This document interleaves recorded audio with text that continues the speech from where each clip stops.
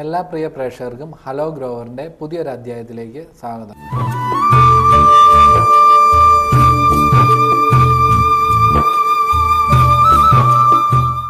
ഇന്ന് നമ്മൾ ചർച്ച ചെയ്യാൻ പോകുന്നത് നമുക്ക് ഏലകൃഷിയിൽ നിന്നല്ല എല്ലാ കൃഷിയിലും നമുക്ക് ഉപയോഗിക്കാൻ പറ്റിയ ഒരു ഉത്തമ ജൈവവളത്തെ പറ്റിയാണ്. നമ്മളെല്ലാവരും കൃഷിയിൽ ഉപയോഗിച്ച് കാലാകാലങ്ങളായി ഉപയോഗിച്ചു പോരുന്ന ഒരു ജൈവവളമാണ് വേപ്പിൻ പിണ്ണാക്ക്.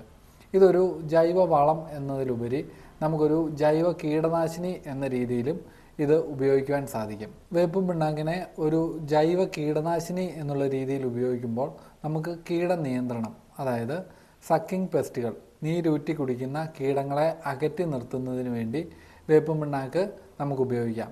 അങ്ങനെ ഉപയോഗിക്കുമ്പോൾ വേപ്പിൻ പിണ്ണാക്ക് ഉപയോഗിക്കുന്നതിനേക്കാളും നല്ലത് വേപ്പെണ്ണ ഉപയോഗിക്കുന്നതായിരിക്കും ഏറ്റവും ഉത്തമം. അതുപോലെ നമുക്ക് ഏലച്ചെടികളിലും മറ്റ് ചെടികളിലും ഉണ്ടാകുന്ന നിമറ്റോഡിൻ്റെ അറ്റാക്കിനെ പ്രതിരോധിക്കുന്നതിന് വേണ്ടി വേപ്പിൻ പിണ്ണാക്കുകൾ വളരെ ഫലപ്രദമായ രീതിയിൽ തന്നെ ഉപയോഗിക്കാവുന്നതാണ്. അതുപോലെ വേരുപുഴുവിനെ അകറ്റി നിർത്തുന്നതിനും വേപ്പിൻ പിണ്ണാക്ക് ഒരു പരിധിവരെ സഹായിക്കും. പിന്നീട് നമ്മുടെ മണ്ണിലുള്ള മിത്ര കുമിളുകളുടെയും മിത്ര ബാക്ടീരിയകളുടെയും വളർച്ചയ്ക്ക് വേപ്പിൻ പിണ്ണാക്ക് സഹായിക്കും. ഒരു വളം എന്നുള്ള രീതിയിൽ ഒരു ജൈവവളം എന്നുള്ള രീതിയിൽ നമ്മൾ വേപ്പിൻ പിണ്ണാക്കിനെ പരിഗണിക്കുമ്പോൾ വേപ്പിൻ പിണ്ണാക്കിൻ്റെ ഏറ്റവും പ്രധാനപ്പെട്ട പ്രത്യേകത എന്ന് പറയുന്നത് ഇത് നൈട്രജൻ്റെയും ഫോസ്ഫറസിൻ്റെയും പൊട്ടാസ്യത്തിൻ്റെയും ഒരു വലിയ സോഴ്സാണ്. അതിൽ തന്നെ നൈട്രജനാണ് വേപ്പിൻ പിണ്ണാക്കിൽ വളരെ അധികമായി അടങ്ങിയിരിക്കുന്നത്. അതുപോലെ സെക്കൻഡറി ന്യൂട്രിയൻസും മൈക്രോ ന്യൂട്രിയൻസും ധാരാളമായി തന്നെ വേപ്പിൻ പിണ്ണാക്കിൽ അടങ്ങിയിരിക്കുന്നു. എന്നാൽ വേപ്പിൻ പിണ്ണാക്കിനെ മറ്റു വളങ്ങളിൽ നിന്ന് മാറ്റി നിർത്തുന്നത് ഈ വേപ്പിൻ പിണ്ണാക്ക് ഒരു സ്ലോ റിലീസായിട്ടാണ് ചെടികൾക്ക് ലഭിക്കുന്നത്. വളരെ പതിയെ എന്നാൽ ആവശ്യത്തിന് മാത്രമായി ചെടികൾക്ക് ലഭിക്കുന്നത് ദീർഘകാലം വേപ്പിൻ പിണ്ണാക്കിൻ്റെ ഗുണം മണ്ണിൽ നിൽക്കുവാനും ചെടികൾക്ക് ആവശ്യമുള്ളപ്പോൾ മാത്രം ലഭിക്കുന്ന രീതിയിൽ ചെടികൾക്ക് ലഭ്യമാകുകയും ചെയ്യും. ഇത് വേപ്പിൻ പിണ്ണാക്കിനെ മറ്റു വളങ്ങളിൽ നിന്നും മാറ്റി നിർത്തുന്നു. ഈ ജൈവ കീടനാശിനിയുടെ പ്രോപ്പർട്ടി നീം കേക്കുകൾക്ക് നൽകുന്നത് ഇതിലടങ്ങിയിട്ടുള്ള ചില പദാർത്ഥങ്ങളാണ്. അതിൽ തന്നെ ഏറ്റവും പ്രധാനം അസാഡിരാക്റ്റിനാണ്.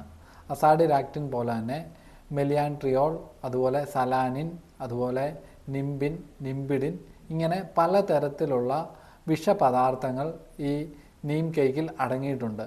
ഇത് ഒരു ആൻറ്റി ഫീഡൻ്റായും അതുപോലെ തന്നെ ഒരു പെസ്റ്റ് റെപ്പല്ലൻ്റായും ഒക്കെ പ്രവർത്തിക്കുന്നത് കൊണ്ടാണ് കീടങ്ങളെ അകറ്റി നിർത്തുവാൻ ഈ വേപ്പിൻ പിണ്ണാക്ക് സഹായിക്കുന്നത്. സാധാരണ നമുക്ക് എക്സ്ട്രാക്റ്റ് ചെയ്ത് എടുക്കുന്ന വേപ്പെണ്ണയിൽ ഏകദേശം ഒരു 2000 മുതൽ 2500 ppm അസാഡിരാക്റ്റിൻ അടങ്ങിയിട്ടുണ്ടാകും. ഈ ഒരു അളവിലുള്ള അസാഡിരാക്റ്റിൻ ഉണ്ടെങ്കിൽ മാത്രമേ ഇതൊരു മികച്ച കീടനാശിനി അല്ലെങ്കിൽ ഒരു പെസ്റ്റ് റെപ്പല്ലൻ്റ് എന്നുള്ള രീതിയിൽ വർക്ക് ചെയ്യത്തുള്ളൂ. സാധാരണ നമുക്ക് മാർക്കറ്റിൽ ലഭിക്കുന്ന നീം ഓയിൽ അതിൽ എത്ര പെർസെൻറ്റേജ് അസാഡിരാക്റ്റിൻ അടങ്ങിയിട്ടുണ്ട് എന്ന് രേഖപ്പെടുത്തിയിട്ടുണ്ടാകും. നമുക്ക് നേരിട്ട് ഓയിലായിട്ട് ലഭിക്കുന്ന വേപ്പെണ്ണ ഒരിക്കലും ജലത്തിൽ കലരുകയില്ല. അങ്ങനെ വരുമ്പോൾ ഇതിനകത്ത് സ്പ്രെഡ് ചെയ്യാനുള്ള ഏജൻറ്റ് ചേർത്തതിന് ശേഷം ആയിരിക്കും ഇത് നമുക്ക് മാർക്കറ്റിൽ നിന്ന് ലഭിക്കുക. ഇങ്ങനെയുള്ളത് നമ്മൾ നോക്കുക, ഒരു 2000 ppm മുകളിൽ അസാഡിരാക്റ്റിൻ അടങ്ങിയിട്ടുണ്ട് എന്നുണ്ടെങ്കിൽ അത് നമുക്കൊരു 400 ml 200 ലിറ്റർ വെള്ളത്തിന് എന്നുള്ള രീതിയിൽ ചേർത്ത് നമുക്ക് ചെടികളിൽ സ്പ്രേ ചെയ്ത് കൊടുക്കാം. ഈ അസാഡിരാക്റ്റിൻ്റെ അളവിനനുസരിച്ച് നമുക്ക് മാർക്കറ്റിൽ ലഭിക്കുന്ന വേപ്പെണ്ണയുടെ വിലയും അതുപോലെ തന്നെ ക്വാളിറ്റിയും വ്യത്യാസപ്പെട്ടിരിക്കും. അപ്പോൾ നിങ്ങൾ മേടിക്കുന്ന വേപ്പെണ്ണയിൽ എത്ര ശതമാനം അസാഡിരാക്റ്റിൻ അടങ്ങിയിട്ടുണ്ട് എന്ന് നോക്കിയതിന് ശേഷം അതിനനുസരിച്ച് ഒരു അളവിൽ നമ്മൾ ചേർത്ത് ചെടികൾ അടിക്കുവാൻ ശ്രദ്ധിക്കുക. ഈ വേപ്പിൻ പിണ്ണാക്കിൻ്റെ കാര്യത്തിലേക്ക് വരുമ്പോൾ നമുക്ക് മാർക്കറ്റിൽ വിവിധ തരം വേപ്പിൻ പിണ്ണാക്കുകൾ അവൈലബിൾ ആണ്. ഈ പിണ്ണാക്കിനോടൊപ്പം തന്നെ വേപ്പിൻ കുരു ചതച്ചുള്ളതും നമ്മുടെ മാർക്കറ്റിൽ ലഭ്യമാണ്. അപ്പോൾ നമ്മൾ ഏത് മേടിക്കണം എന്നുള്ളതും അതിൻ്റെ ക്വാളിറ്റി എങ്ങനെ തിരിച്ചറിയാം എന്നുള്ളതും കർഷകരെ സംബന്ധിച്ച് വളരെ ബുദ്ധിമുട്ടുള്ള കാര്യമാണ്. നമ്മൾ വേപ്പിൻ പിണ്ണാക്ക് മേടിക്കുമ്പോൾ എന്തൊക്കെ കാര്യങ്ങൾ ശ്രദ്ധിക്കണം എന്നുള്ളതിൻ്റെ ചില കാര്യങ്ങൾ കൂടി നമുക്ക് ചർച്ച ചെയ്യാം. ആദ്യം തന്നെ വേപ്പിൻ കുരു എവിടെ നിന്ന് വരുന്നത് എന്നുള്ളത് വളരെ പ്രധാനപ്പെട്ട കാര്യമാണ്.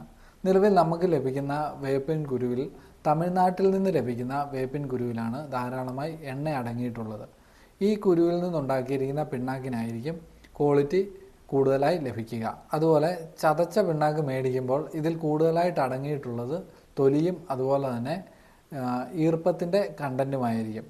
അപ്പോൾ അങ്ങനെ ഈർപ്പവും തൊലിയും കൂടുതലായി മേടിക്കുന്നതിലും നല്ലത് എണ്ണ എടുത്തതിന് ശേഷം നമുക്ക് ലഭിക്കുന്ന പിണ്ണാക്ക് നമ്മൾ നേരിട്ട് മേടിക്കുന്നതായിരിക്കും ഏറ്റവും നല്ലത്. ഈ എണ്ണ എടുത്ത വേപ്പിൻ പിണ്ണാക്കിൻ്റെ പ്രത്യേകത എന്ന് പറയുന്നത് ഇത് നല്ല മൂത്ത് പഴുത്ത വേപ്പിൻ കുരുകൾ സെലക്ട് ചെയ്ത് അത് കുത്തി അതിൽ നിന്നും പരിപ്പെടുത്തതിന് ശേഷം നമ്മളത് കോൾഡ് പ്രസ് ചെയ്ത് ഓയിൽ വേർതിരിച്ച് ശേഷം ലഭിക്കുന്ന ഓയിൽ കേക്കുകളായിരിക്കും.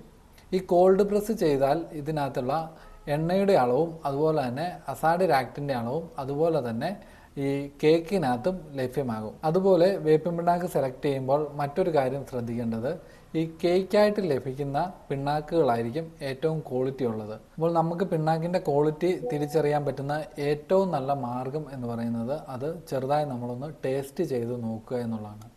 നമ്മൾ കാഴ്ചയിലും അതുപോലെ തന്നെ മണത്ത് നോക്കുമ്പോഴും എല്ലാം വേപ്പിൻ പിണ്ണാക്കിൻ്റെ ഗുണങ്ങൾ കാണിക്കുമെങ്കിലും നമ്മൾ ടേസ്റ്റ് ചെയ്ത് നോക്കുമ്പോൾ കടുപ്പമേറിയ കയ്പ്പാണ് ഈ പിണ്ണാക്കിനുള്ളത് എങ്കിൽ അത് നല്ല രീതിയിൽ എണ്ണ എടുത്തതിന് ശേഷം കേക്ക് രൂപത്തിൽ ലഭിക്കുന്ന പിണ്ണാക്കായിരിക്കും. അതല്ല ഉപ്പ് രസം അതുപോലെ തന്നെ കയ്പ്പ് കുറവ് ഈ രീതിയിലാണ് എന്നുണ്ടെങ്കിൽ ഇതിൽ മറ്റു പദാർത്ഥങ്ങൾ ആഡ് ചെയ്തിട്ടുള്ള പിണ്ണാക്കായിരിക്കും. ഇങ്ങനെയുള്ള പിണ്ണാക്കുകൾ മേടിക്കാതെ എപ്പോഴും നമ്മൾ ഓയിൽ എടുത്തതിന് ശേഷം വരുന്ന പിണ്ണാക്കുകൾ മേടിക്കുന്നതായിരിക്കും ഏലകൃഷിക്കും അതുപോലെ തന്നെ മറ്റ് കൃഷികൾക്കും ഏറ്റവും ഉത്തമം. ഈ വേപ്പിൻ പിണ്ണാക്ക് വാങ്ങുമ്പോൾ സാധാരണഗതിയിൽ നമ്മൾ പോയി നേരിട്ട് കണ്ട് ഈ വേപ്പിൻ കുരു സെലക്ട് ചെയ്ത് നമ്മൾ മേടിക്കുന്നതായിരിക്കും ഇത് മികച്ച പിണ്ണാക്ക് നമുക്ക് ലഭ്യമാകുവാൻ ഏറ്റവും നല്ലത്. അങ്ങനെ സാധിക്കാത്ത പക്ഷം വേപ്പെണ്ണ എടുത്തതിന് ശേഷമുള്ള പിണ്ണാക്ക് ഈ പറഞ്ഞതുപോലെ ചെറുതായി ഒന്ന് രുചി നോക്കി നല്ല കയ്പുണ്ട് എന്ന് ഉറപ്പുവരുത്തിയതിന് ശേഷം എടുക്കുന്നതായിരിക്കും ഏറ്റവും നല്ലത്. ഞാൻ ഇങ്ങനെ ഒരു വീഡിയോ ചെയ്യാൻ തന്നെ കാരണം നിലവിൽ നമ്മുടെ മാർക്കറ്റിൽ ഏകദേശം ഒരു 1250 രൂപ മുതൽ ഒരു 4000 രൂപ വിലയുള്ള അതായത് 50 കിലോയ്ക്ക് 1250 രൂപ മുതൽ 4000 രൂപ വിലയുള്ള വേപ്പിൻ പിണ്ണാക്കുകൾ ലഭ്യമാണ്. അപ്പോൾ 1250 രൂപയ്ക്ക് നമുക്ക് ലഭിക്കുന്നത് എന്താണ്, അതുപോലെ തന്നെ 4000 രൂപയ്ക്ക് നമുക്ക് ലഭിക്കുന്നത് എന്താണ് എന്ന് കർഷകർക്ക് ഇതിനെപ്പറ്റി വലിയ ധാരണയില്ല. ധാരണയുള്ള ആൾക്കാരുമുണ്ട്. ഇപ്പം ധാരണയില്ലാത്ത ആൾക്കാർക്ക് വേണ്ടിയാണ് ഞാൻ ഇങ്ങനെ ഒരു വീഡിയോ ചെയ്തത്. എണ്ണ എടുത്തിട്ട് ലഭിക്കുന്ന വേപ്പിൻ പിണ്ണാക്കിന് വില കൂടുതലായിരിക്കും. എന്നാൽ ഇത് ചെടികൾക്ക് കലക്കി ഊറ്റി കൊടുക്കുന്നതിന് ചെറിയ അളവിൽ നമ്മൾ ചേർത്താൽ മതി.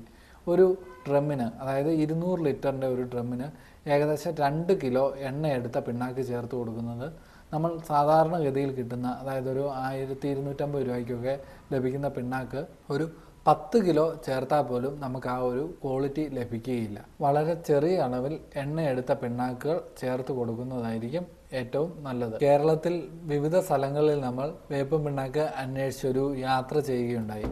അതിൽ നിന്ന് മനസ്സിലായത് ഏറ്റവും കുറവ് അഡൾട്രേഷൻ ഉള്ള ജില്ല എന്ന് പറയുന്നത് ഇടുക്കി ജില്ലയാണ്.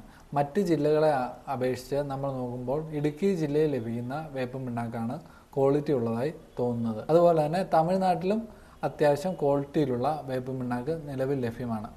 എന്നാൽ മറ്റ് ജില്ലകളിൽ നോക്കുമ്പോൾ അവിടെ ഈ ചെറുകിട കർഷകർക്ക് ലഭിക്കുന്ന വേപ്പിൻ പിണ്ണാക്കുകളിലെല്ലാം വ്യാപകമായ രീതിയിൽ മായം കലർന്നിട്ടുള്ളതായി ശ്രദ്ധയിൽപ്പെട്ടു. അങ്ങനെയുള്ള പിണ്ണാക്കുകൾ നമ്മൾ ഏലകൃഷിയിലോ അല്ലെങ്കിൽ മറ്റേതെങ്കിലും കൃഷിയിൽ ഉപയോഗിക്കുന്നത് ഗുണത്തേക്കാൾ കൂടുതൽ ദോഷമാകും ചെയ്യുക. അതുപോലെ മികച്ച വേപ്പിൻ പിണ്ണാക്ക് നമ്മുടെ തോട്ടങ്ങളിൽ ഉപയോഗിക്കുന്നത് നമ്മുടെ ചെടിയുടെ ആരോഗ്യത്തിന് ഏറ്റവും ഉത്തമമാണ്. നമുക്കറിയാം നിമറ്റോഡിനെ നമ്മൾ കൺട്രോൾ ചെയ്യുന്നതിന് വേണ്ടി നമ്മൾ സാധാരണഗതിയിൽ മാർക്കറ്റിൽ ലഭിക്കുന്ന നിമറ്റിസൈഡുകളാണ് ഉപയോഗിക്കുന്നത്. ഇതിൻ്റെ എല്ലാം കോസ്റ്റ് എടുത്ത് പരിശോധിക്കുമ്പോൾ ഏകദേശം 500 രൂപയ്ക്ക് മുകളിൽ 700-800 രൂപ വരെ 200 ലിറ്ററിൻ്റെ ഒരു ബാരലിന് നമുക്ക് ചിലവ് വരും. എന്നാൽ നല്ല വേപ്പിൻ പിണ്ണാക്ക് ഒരു 2 കിലോ 200 ലിറ്ററിന് എന്നുള്ള രീതിയിൽ നമ്മൾ കലക്കി ഊറ്റി കൊടുക്കുകയാണ് എന്നുണ്ടെങ്കിൽ ഒരു പരിധി വരെ നമുക്ക് നിമറ്റോഡിനെ കൺട്രോൾ ചെയ്യാൻ സാധിക്കുകയും ചെയ്യും. ഇതിൻ്റെ കോസ്റ്റ് എന്ന് പറയുന്നത് ഏകദേശം 150 രൂപയിൽ താഴെ മാത്രമാണ് നമുക്ക് ചിലവ് വരുന്നത്. അപ്പോൾ മികച്ച വേപ്പിൻ പിണ്ണാക്കുകൾ നിങ്ങൾ കണ്ടെത്തി തോട്ടങ്ങളിൽ ഉപയോഗിക്കുന്നത് നിങ്ങളുടെ ചെടികളുടെ ആരോഗ്യം സംരക്ഷിക്കുന്നതിന് ഏറ്റവും ഉത്തമമാണ്. വേപ്പിൻ പിണ്ണാക്കിൽ നടത്തിയ പഠനങ്ങൾ തെളിയിക്കുന്നത് ചതച്ച പിണ്ണാക്കിനേക്കാൾ കൂടുതൽ അസാഡിരാക്റ്റിനും അതുപോലെ തന്നെ ന്യൂട്രിയൻസും അടങ്ങിയിട്ടുള്ളത് ഓയിൽ എടുത്തതിന് ശേഷമുള്ള പിണ്ണാക്കിലാണ്. ഇനി നിങ്ങളുടെ പ്രദേശങ്ങളിൽ ഈ ഓയിൽ എടുത്ത പിണ്ണാക്ക് ലഭ്യമല്ല എന്നുണ്ടെങ്കിൽ ചതച്ച പിണ്ണാക്ക് ചെടികൾക്ക് ഇട്ട് കൊടുക്കുന്നതും കീടനിയന്ത്രണത്തിനും അതുപോലെ തന്നെ ചെടികൾക്ക് വേണ്ട ന്യൂട്രിയൻസ് ലഭിക്കുന്നതിനും ഉത്തമമാണ്. നല്ല വേപ്പിൻ പിണ്ണാക്ക് കണ്ടെത്തുക എന്ന് പറയുന്നത് വളരെ ശ്രമകരമായിട്ടുള്ള ഒരു കാര്യമാണ്. അതുകൊണ്ട് തന്നെയാണ് ഇങ്ങനെ ഒരു വീഡിയോ ചെയ്യുവാൻ ഉദ്ദേശിച്ചത്. ഈ വീഡിയോ നിങ്ങൾക്ക് എല്ലാവർക്കും പ്രയോജനപ്രദമായി എന്ന് വിശ്വസിക്കുന്നു. ഇതുപോലെ കൃഷി സംബന്ധമായ വീഡിയോകൾ കാണുന്നതിന് വേണ്ടി ദയവായി ഞങ്ങളുടെ ചാനൽ സബ്സ്ക്രൈബ് ചെയ്യുക. മറ്റൊരു വീഡിയോയുമായി വീണ്ടും കാണുന്നതുവരെ നന്ദി, നമസ്കാരം.